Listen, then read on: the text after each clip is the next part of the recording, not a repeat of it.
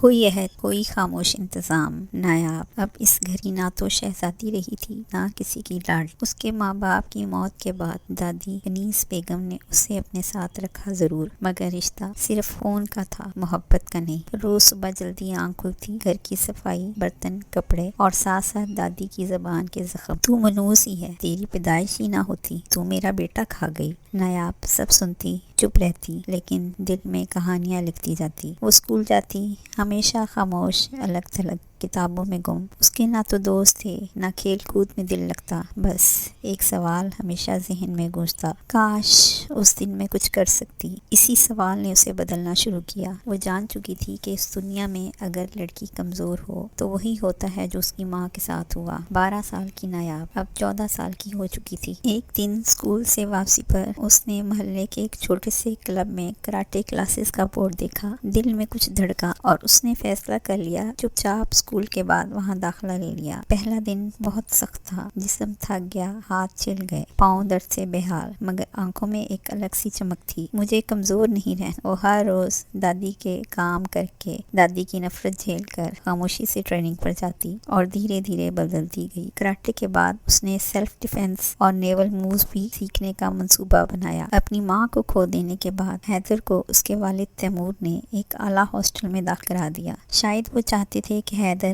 عام زندگی گزارے، یا شاید وہ اپنے بیٹے کی آنکھوں میں وہ زخم پڑ چکے تھے جن کا علاج فاصلے میں تھا. لیکن 9 سال کا وہ بچہ ہاسٹل کے ٹھنڈے کمروں میں اجنبی چہروں کے بیچ ایک لمحہ بھی خود کو محفوظ محسوس نہ کر سکا. رات کو سوتے وقت جب باقی بچے کہکہے لگاتے، حیدر اپنے بستر پر چپ چاپ لیٹ کر چھت کو گھورتا اور سوچتا، میری ماں نے کیوں کیا ایسا، اور اب کس کا ہوں میں. پھر ایک دن اس کی زندگی میں ایک روشنی آئی. بلال عباسی، ہاسٹل میں اس کا روم میٹ، ہنسمکھ، بہادر اور دل سے سچا. بلال نے حیدر کے دل کے بند دروازوں پر آہستہ آہستہ دستک دینا شروع کی. پہلے کتابوں کے ذریعے، پھر کھیلوں میں، اور رفتہ رفتہ حیدر نے چپ چاپ بولنا سیکھا. دونوں ایک دوسرے کے بہت قریب ہو گئے. بلال اس کا بھائی، دوست اور کبھی کبھی ماں کی طرح فکر کرنے والا بن گیا. زندگی جیسے سنبھل رہی تھی. ایک دن ایک خبر نے حیدر کو دوبارہ زمین پر گرا دیا. تیمور حسین ایک روڈ ایکسیڈنٹ میں جاں بحق ہو گئے. خبریں آئیں، تصویریں چھپیں، تعزیتیں ہوئیں، لیکن بلال کی آنکھوں میں کچھ اور ہی تھا. حیدر، یہ محض حادثہ نہیں، مجھے لگتا ہے کہ تمہارے والد کو ٹار کیا گیا ہے. کیا تم جانتے ہو کہ اس کے پیچھے کون ہو سکتا ہے؟ پاشا. اس کے پیچھے مجھے لگتا ہے کہ پاشا ہی ہو سکتا ہے، وہی درندہ جو کبھی میری زندگی میں سانپ بن کر آیا تھا، اب ایک زہریلا ناگ بن کر میرا آخری سہارا بھی چھین گیا. اب وہ 9 سال کا معصوم حیدر نہیں رہا تھا. اس کے اندر صرف ایک بات باقی تھی، بدلہ، اپنے باپ کا، اپنے بچپن کا، اپنے وجود کا. وہ دن جب وہ رویا، اور وہ رات جب وہ سو نہ سکا. اسی لمحے اس نے فیصلہ کر لیا، میں کمزور نہیں بنوں گا، میں وہ بنوں گا جس سے پاشا جیسے لوگ ڈریں گے. حیدر نے اپنی دنیا بدلنا شروع کی. دن میں کالج، شام کو جم، رات کو بزنس فائلز. اس نے باکسنگ سیکھنا شروع کیا، مارشل آرٹس، تلوار بازی اور تربیت. اسلحہ خود سے تنہا ہٹ کر اپنی فزیکل فٹنس پر ایسا کام کیا کہ 17 سال کی عمر میں اس کی باڈی پروفیشنل فائٹرز جیسی ہو چکی تھی. سرد مزاج، خاموش طبع، آنکھوں میں ایسی گہرائی کہ کوئی جھانکنے کی ہمت نہ کرے. باہر سے وہ ایک نوجوان بزنس مین بن چکا تھا. باپ کا بزنس سنبھالا، شہر کے ایلیٹ علاقوں میں اس کا نام ہونے لگا. لیکن دل میں، پاشا تم جو کوئی بھی ہو، جہاں بھی ہو، میں تمہیں نکالوں گا اور پھر ہوگا تمہارا حساب. صرف ایک مقصد ہے میری زندگی کا. وقت کسی کے لیے نہیں رکتا، زندگی چلنے کا نام ہے. حیدر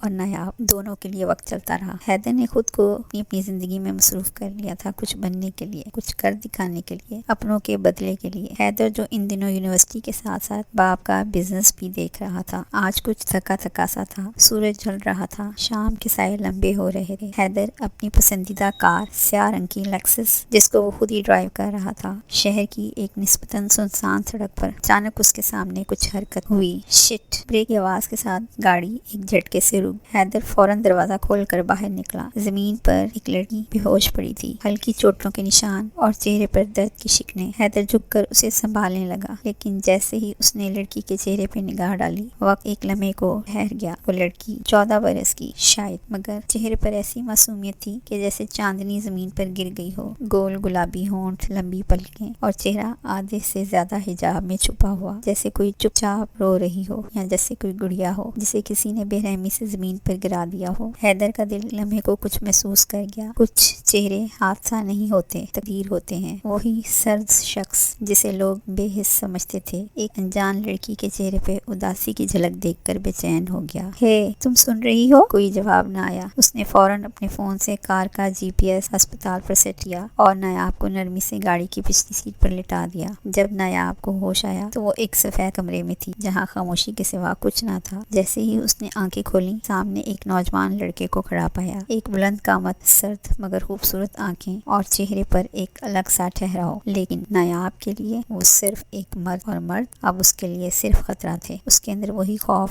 وہی یادیں، ماں کی چیخ، باپ کی خاموشی، سب کچھ آنکھوں کے سامنے گھوم گیا۔ تو رہو، وہ چیخ بستر کے کونے میں سمٹ گئی۔ حیدر چونک گیا۔ اس نے ایک قدم پیچھے ہٹایا اور دھیرے سے کہا، تم محفوظ ہو، ڈونٹ وری، میں نے صرف تمہاری مدد کی ہے۔ لیکن نایاب کی آنکھوں میں صرف دہشت تھی۔ وہ نہ اس کی بات سمجھ پائی، نہ یقین کر پائی۔ حیدر نے ڈاکٹر کو بلایا اور خاموشی سے پیچھے ہٹ گیا۔ اس کا دل بے چین تھا، لیکن دماغ کہہ رہا تھا یہ لڑکی کچھ اور ہے۔ اس رات جب حیدر ہسپتال سے نکلا تو گاڑی میں بیٹھتے ہوئے اس نے خود سے کہا، اس کی آنکھوں میں وہی تنہائی ہے جو پرسوں پہلے میری آنکھوں میں تھی۔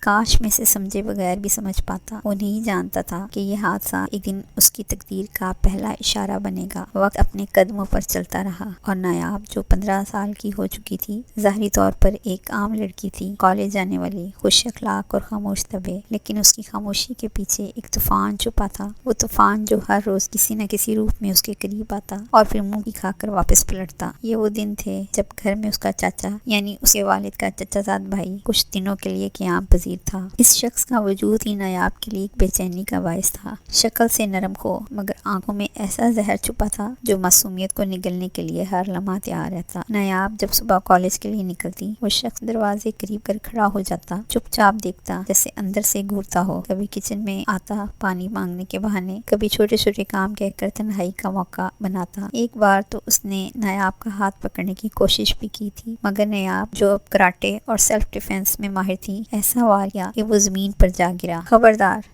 اگر دوبارہ میرے قریب بھی آئے۔ نایاب کی آنکھوں میں وہ آگ تھی جو اس کی ماں کے ساتھ ہونے والے ظلم کا شعلہ بن چکی تھی، لیکن ہر بار وہ چپ رہتی، کسی کو کچھ نہیں بتاتی تھی، کیونکہ اسے یقین تھا کہ دادی کنیز بیگم کبھی اس پر یقین نہیں کریں گی۔ ان کی نگاہ میں تو نایاب ایک بوجھ تھی، ایک ایسا بوجھ جس کی پیدائشی گناہ تھی۔ وقت نے پلک جھپکی۔ نایاب اب 17 سال کی ہو چکی تھی، یونیورسٹی میں نیا داخلہ لیا تھا، چہرے پر سکون تھا، چال میں اعتماد اور آنکھوں میں وہ گہرائی جو کچھ بھی چھپائے ہوئی تھی۔ نایاب کی یونیورسٹی میں پہلا دن تھا۔ وہ عام طالبات کی طرح کلاسز کے لیے پہنچی، چہرے پر ہلکی گھبراہٹ اور دل میں خود کو سنبھالنے کا حوصلہ تھا، مگر سینئر لڑکوں کا گروپ جو نئے طلباء کو تنگ کرنے میں خوشی محسوس کرتے تھے، ان کے ارد گرد آ گیا۔ اور نئے داخلے والی، ذرا اپنا تعارف تو دو، خوبصورتی کے نمبر تو پورے ہیں، باقی نمبر کیسے ہیں؟ نایاب خاموش رہی، نہ جواب نہ غصہ، کیونکہ وہ جانتی تھی کہ اگر زبان کھولی تو ان لڑکوں کا مستقبل وہ خود ختم کر دے گی۔ وہ جانتی تھی کہ خاموشی بھی ایک ضرب ہے۔ تبھی ایک طرف سے آواز آئی، بس کرو تم لوگ۔ یہ آواز حیدر کی تھی جو بلال کے ساتھ اسی راہ سے گزر رہا تھا۔ حیدر کی نظر نایاب پر پڑی اور اسی لمحے سب کچھ تھم گیا۔ یہ وہی لڑکی ہے، وہی لڑکی جسے اس نے سالوں پہلے سڑک پر بے ہوش پایا تھا، جسے اسپتال لے گیا، جس کے چہرے پہ درد تھا اور آنکھوں میں کہانی۔ لیکن اب وہ لڑکی بدل چکی تھی۔ اعتماد اس کے چہرے سے جھلک رہا تھا، چپ مگر خوف نہیں،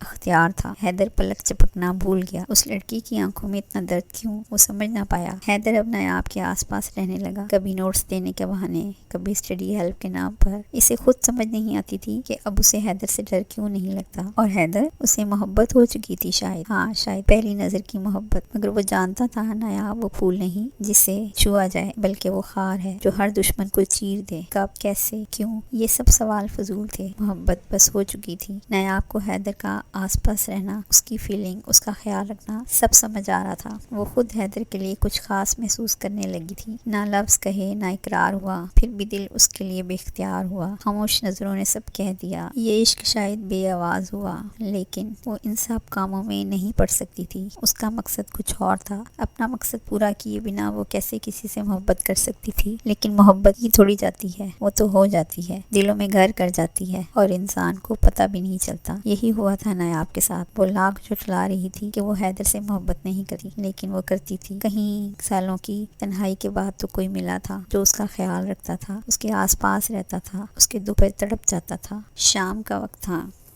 جامن جیسے گہرے آسمان کے نیچے دھیمے سائے اور ہلکی ہوا کے بیچ نایاب کو حیدر نے رکنے کو کہا۔ نایاب خاموش کھڑی تھی، چہرے پر وہی ٹھہراؤ مگر دل کی دھڑکن تیز۔ نایاب، حیدر کی آواز میں لرزش تھی جو صرف سچ بولتے وقت آتی ہے۔ شاید تمہیں اندازہ نہ ہو، مگر جب میں تمہیں دیکھتا ہوں تو اپنے ماضی کی تنہائی کو بھول جاتا ہوں۔ تم سے بات کر کے مجھے لگتا ہے کہ میں بھی مکمل ہوں۔ میں تم سے محبت کرتا ہوں۔ محبت بہت چھوٹا لفظ ہے، میں تو شاید محبت سے بھی آگے بڑھ گئی ہوں۔ تمہارے آس پاس مجھے وہ سکون ملتا ہے جو مجھے زندگی میں آج تک نہیں ملا۔ تمہارے چہرے کی ایک ہنسی دیکھ کر سارے غم بھول جاتا ہوں۔ محبت اکثر خاموش ہوتی ہے مگر دل کی دیواروں کی گواہی دیتی ہے۔ چند لمحوں کی خاموشی۔ نیاب نے بس اس کی طرف دیکھا، نہ کوئی مسکراہٹ، نہ آنکھوں میں آنسو، بس ایک سر خاموش نظر، اور بغیر کچھ کہے وہ وہاں سے پلٹ گئی۔ حیدر کی دنیا تھم سی گئی۔ وہ وہاں کھڑا رہا، ایسے جیسے کسی نے اس کے دل پر ہاتھ رکھ کر کہا ہو اب دھڑکن کی ضرورت نہیں۔ نایاب نے خاموشی سے گھر کی راہ لی۔ اس کے قدم تیز تھے، دل بوجھل، اور ذہن میں ایک عجیب شور۔ کیوں کچھ محسوس ہوتا ہے جب میں نے سب کچھ دفن کر دیا ہے؟ کیوں اس کی باتوں نے دل کو چھوا؟ جب میں محبت کے قابل ہی نہیں رہی، میں کیسے کر لوں محبت؟ میں کیسے نئی زندگی کا آغاز کر لوں؟ نہیں، ابھی نہیں، ابھی بہت کچھ باقی ہے، بہت کچھ۔ جب وہ گھر پہنچی تو فضا میں خاموشی تھی۔ دادی کہیں باہر گئی ہوئی تھی، گھر سنسان تھا، اور اس آدمی کا جو کئی سال پہلے کچھ دن کے لیے آیا تھا وہ یہیں کا ہو کے رہ گیا تھا۔ وہ پھر سے اس کے پیچھے آ کھڑا ہوا، وہی